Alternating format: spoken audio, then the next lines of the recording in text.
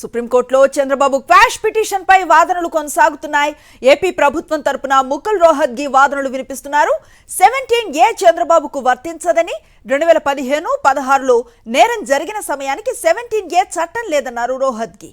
ఈ కేసులో నేరం జరిగినట్లుగా ప్రాథమిక ఆధారాలున్నాయని తెలిపారు.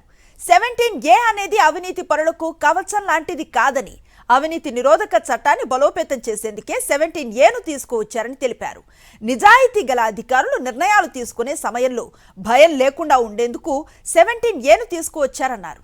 ఉద్యోగులు తీసుకుంటున్న నిర్ణయాల్లో ఎక్కడైనా పొరపాటు జరిగితే 17A కాపాడుతుందనేది చట్టం ఉద్దేశం అన్నారు. ఇందుకు సంబంధించిన మరింత సమాచారాన్ని మా కరెస్పాండెంట్ వెంకటేష్ అందిస్తారు.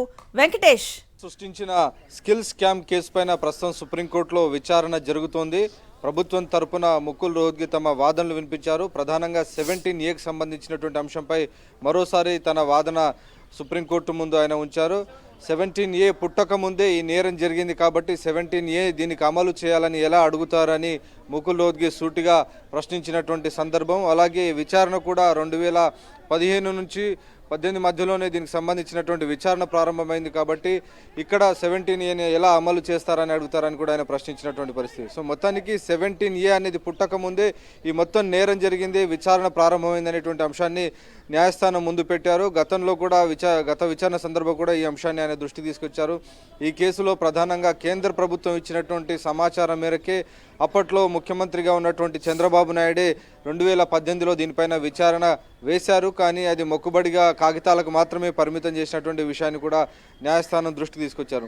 వీటితో పాటు ఈరోజు మరొక కొత్త అంశం పైన చాలాసేపు వాదన జరిగింది. అది స్పెషల్ కోర్టుకు, ప్రత్యేక కోర్టుకు పీసీ యాక్ట్ కాకుండా ఇతర నేరాలను కూడా విచారించే అధికారం ఉందా అనేటువంటి ఒక మౌలికమైన ప్రశ్నను సుప్రీంకోర్టు అడిగింది. ఆ సందర్భంలో ముకుల్ రోహత్గి క్లియర్గా చెప్పారు, అవినీతి నిరోధక చట్టం కింద సెక్షన్లు లేకున్నప్పటికీ కూడా ఖచ్చితంగా ఈ ఇతర సెక్షన్ల కింద, ఐపీసీ సెక్షన్ల కింద ఏవైతే కేసులు పెట్టారో, సెక్షన్లు పెట్టారో 420 కానీ 120B కానీ 409 కానీ ఈ సెక్షన్ల కింద కూడా ట్రయల్ చేసేటువంటి కంప్లీట్ జ్యూరిస్డిక్షన్ ఈ స్పెషల్ కోర్టుకు ఉంది అనేటువంటి అంశాన్ని ముకుల్ రోహత్గి చెప్పారు. దీనికి సంబంధించి గతంలో సుప్రీంకోర్టు ఇచ్చినటువంటి అనేక తీర్పులను కూడా న్యాయస్థానం ముందుంచారు. సో నిజానికి చంద్రబాబు తరపునటువంటి న్యాయవాదులు ఒక వాదన తీసుకొచ్చారు. 17A కనుక పాటించకపోతే మిగిలినటువంటి ఐపీసీకి సంబంధించినటువంటి సెక్షన్లపైన కేసు కనుక ట్రయల్ చేయాలంటే అది ఏసీబీ కోర్టులో చేయదు, అది వేరే కోర్టుకు వెళ్తుందనేటువంటి వాదన తీసుకొచ్చారు. కాబట్టి ఈ అంశాన్ని ప్రధానంగా న్యాయమూర్తులు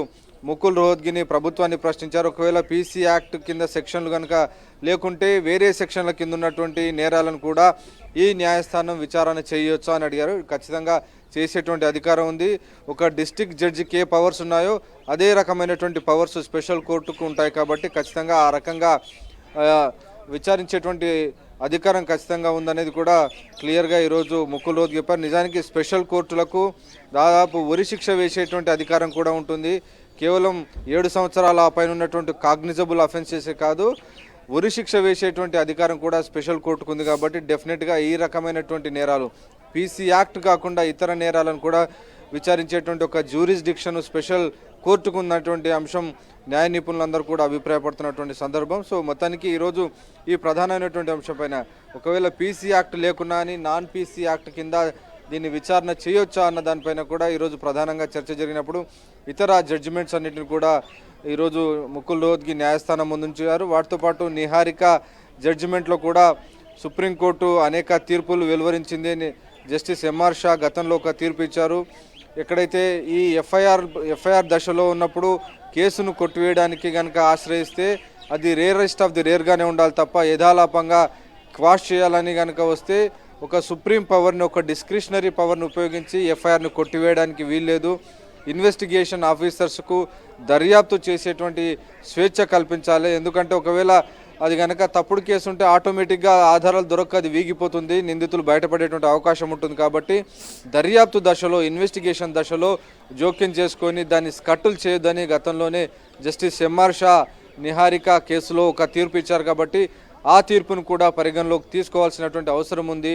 ఇది కేవలం దర్యాప్తు దశ కాబట్టి ఎట్టి పరిస్థితుల్లో కూడా సెక్షన్ 482 కింద సిఆర్పిసి కింద దాఖలు చేసినటువంటి 482 దాఖలైనటువంటి ఈ కేసును ఎట్టి పరిస్థితుల్లో కూడా అలో చేయొద్దు, దీన్ని డిస్మిస్ చేయాలని ఈరోజు ప్రభుత్వం తరపున న్యాయవాది ముకుల్ రోహత్గి వాదనలు వినిపించారు. వాటితో పాటు గత 2 రోజుల నుంచి చేస్తున్నటువంటి వాదనలను కూడా ఆయన ఒక సమ్మప్ చేశారు. అందులో ప్రధానంగా మొదటి నుంచి చెప్పింది స్కిల్ స్కామ్ అనేది ఈ 17A పుట్టక ముందే జరిగింది. 2015లోనే ఈ నేరం జరిగింది. 2015లోనే దీనికి సంబంధించినటువంటి 16 మధ్యలోనే ఈ స్కామ్కి సంబంధించినటువంటి నిధులన్నీ కూడా డిజైన్ టెక్ నుంచి షెల్ కంపెనీలకు వెళ్ళాయి. కాబట్టి ఈ అంశాన్ని పరిగణలోకి తీసుకోవాలనుకోరు. అలాగే విచారణకు సంబంధించి ఎంక్వైరీ ఇన్వెస్టిగేషన్ అంతా కూడా 2018 జూన్లోనే ప్రారంభమైంది. కాబట్టి ఈ అంశాన్ని కూడా పరిగణలోకి తీసుకోవాలి. ఎందుకంటే 18 జూలై తర్వాత 17A పుట్టింది. కాబట్టి అంతకంటే ముందే ఎంక్వైరీ ప్రారంభమైంది. కాబట్టి ఈ అంశాన్ని కూడా పరిగణలోకి తీసుకోవాలని చెప్పారు. అలాగే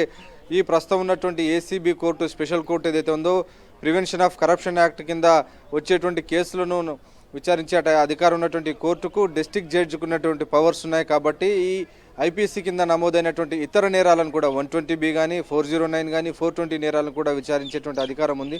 కాబట్టి ఇందులో కేవలం పీసీ యాక్టే కాదు, ఐపీసీ సెక్షన్ల కింద కూడా నేరాలు నమోదయ్యి చేశారు. కాబట్టి ఈ అన్నిటిపైన కూడా హోలిస్టిక్ అప్రోచ్గా ఇది ఉండాలి. కానీ సగం నేరాలకు ఒక కోర్టు, మరి సగం నేరాలకు మరొక కోర్టుకు వెళ్ళాలనేటువంటి ఒక వాదన కనుక తీసుకొస్తే అది మాక్రీ ఆఫ్ సిస్టమ్గా మారిపోతుంది. అదొక వ్యవస్థనే అవహేళన చేసే విధంగా, అపహాస్యం చేసే విధంగా ఉంటుంది. కాబట్టి ఖచ్చితంగా ఈ రకమైనటువంటి వాదనను అంగీకరించొద్దు అని కూడా క్లియర్గా ముకుల్ రోహత్గి సుప్రీంకోర్టు దృష్టికి తీసుకెళ్లారు. సో మొత్తానికి చంద్రబాబు నాయుడు తరపు ఉన్నటువంటి సీనియర్ న్యాయవాది హరీష్ సాల్వే వేసినటువంటి వాదనలన్నిటి కూడా చాలా పవర్ఫుల్గా ముకుల్ రోహత్గి కౌంటర్ వేశారు. మరోసారి రిజైండర్ వాదనలు హరీష్ సాల్వే వీడియో కాన్ఫరెన్స్ ద్వారా వినిపిస్తున్నారు. సో హరీష్ సాల్వే వాదనలు పూర్తయిన తర్వాత సుప్రీంకోర్టు ఇప్పటికిప్పుడు నిర్ణయాన్ని వెలువరిస్తుందా, లేకుంటే తీర్పును రిజర్వ్ చేస్తుందా అనేది మనం వేచి చూడాలి. సో చాలా సుదీర్ఘమైనటువంటి వాదనలు జరిగాయి. కాబట్టి ఈ కేసును తీర్పును రిజర్వ్ చేసేందుకు అవకాశాలు ఎక్కువ కనబడుతున్నాయి.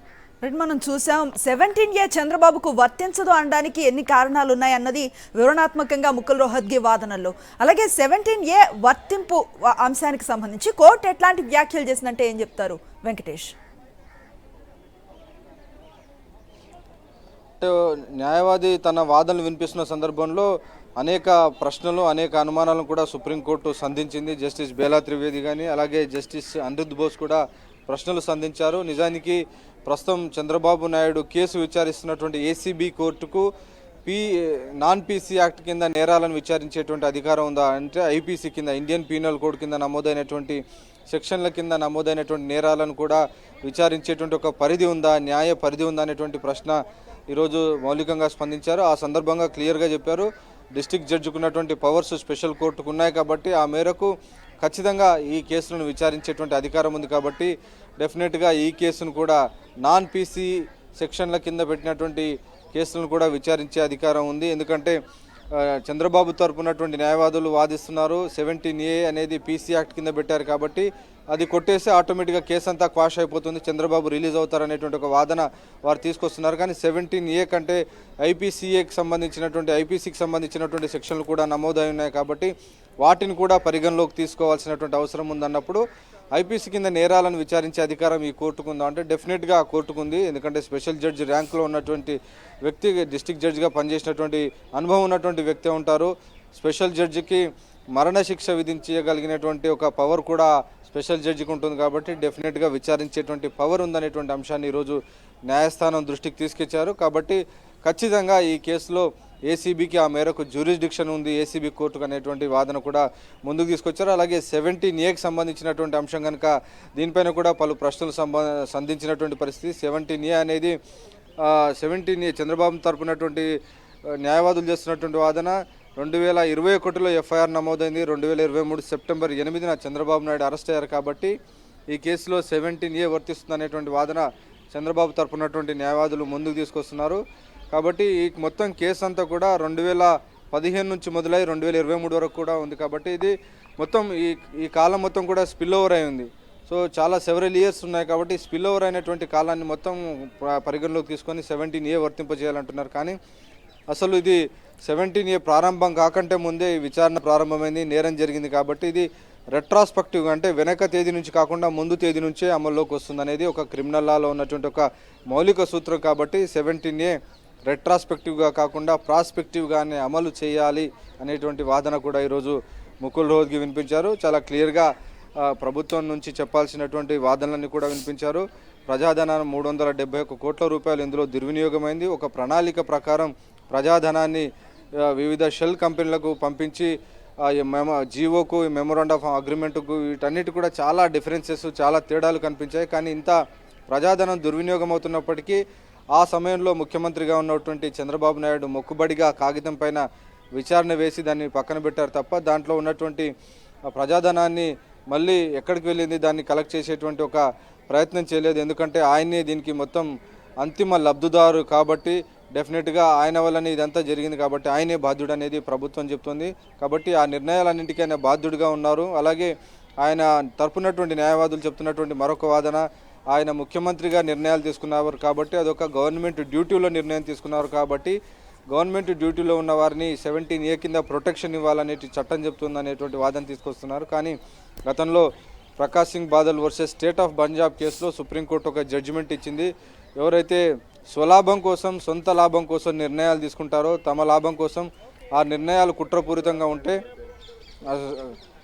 నిర్ణయాలు కనుక కుట్రపూరితంగా ఉంటే ఖచ్చితంగా డెఫినెట్గా ఆ నిర్ణయాలన్నిటిని కూడా ఒక ఉద్యోగంలో బాధ్యతగా పరిగణించకూడదని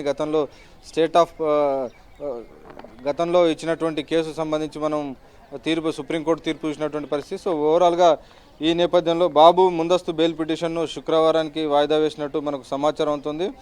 సో మొత్తానికి ఏదైతే ఆయన యాంటిసిపేటరీ బెయిల్ పెట్టుకున్నారో ఆ యాంటిసిపేటరీ బెయిల్కి సంబంధించి ఫైబర్ నెట్ స్కామ్కి సంబంధించినటువంటి యాంటిసిపేటరీ బెయిల్ పిటిషన్ కూడా వేశారు. ఏపీ హైకోర్టు దాన్ని రిజెక్ట్ చేసిన నేపథ్యంలో సుప్రీంకోర్టుకు చంద్రబాబు వచ్చారు. సో ఆ కేసుపై విచారణ శుక్రవారం జరగబోతున్నటువంటి సందర్భం. సో ఓవరాల్గా ఇది యాంటిసిపేటరీ బెయిల్ అయితే, మెయిన్ కేసు మాత్రం ఇప్పుడు చంద్రబాబు నాయుడు రాజమండ్రి జైల్లో ఒక రిమాండ్ ప్రిజనర్గా ఉన్నటువంటి కేసుకు సంబంధించినటువంటి విచారణ మాత్రం ఇంకా కొనసాగుతోంది. సో ఈరోజు ముకుల్ రోహత్గి తన వంతు వాదనలు పూర్తి చేశారు. సో నెక్స్ట్ రిజైండర్ ఆర్గ్యుమెంట్స్ ప్రస్తుతం హరీష్ సాల్వే కొనసాగిస్తున్నారు. Right, thank you Venkatesh.